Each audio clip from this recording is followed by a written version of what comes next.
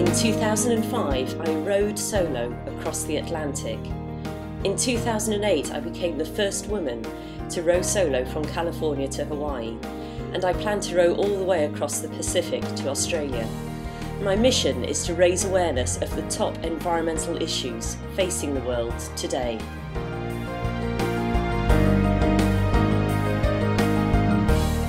My life used to be very different. For 11 years I worked as a management consultant.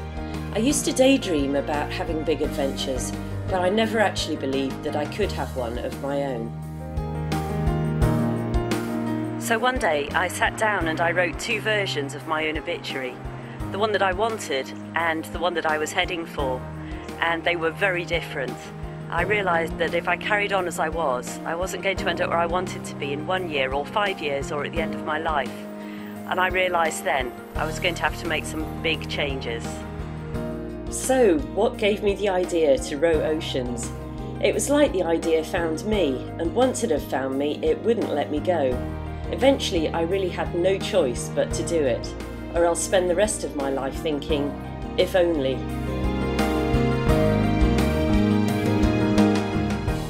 I'm not having a good day. My right shoulder blade is giving me serious jip. I'm quite a bit of pain with the shoulder and stuff. I'm all kind of crusty and ugh.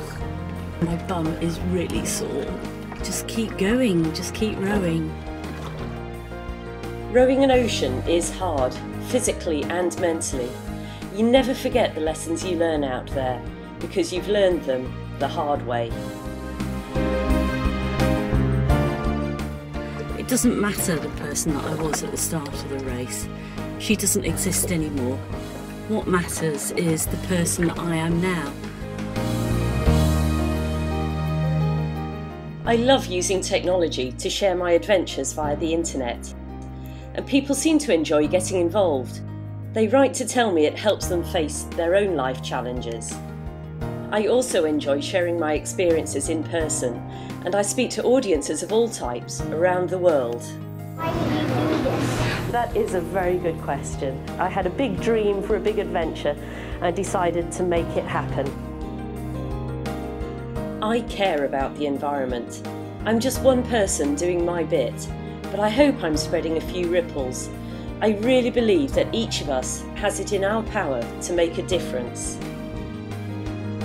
My journey from San Francisco to Hawaii took 99 days and 1 million oar strokes. I could have stood under the Golden Gate Bridge and said, one stroke isn't going to get me anywhere. But if you take a load of tiny actions and you string them all together, you really can achieve almost anything. And it's the same with the environment. If we all pull together, we can make a world of difference. We can create a better, greener future, one stroke at a time.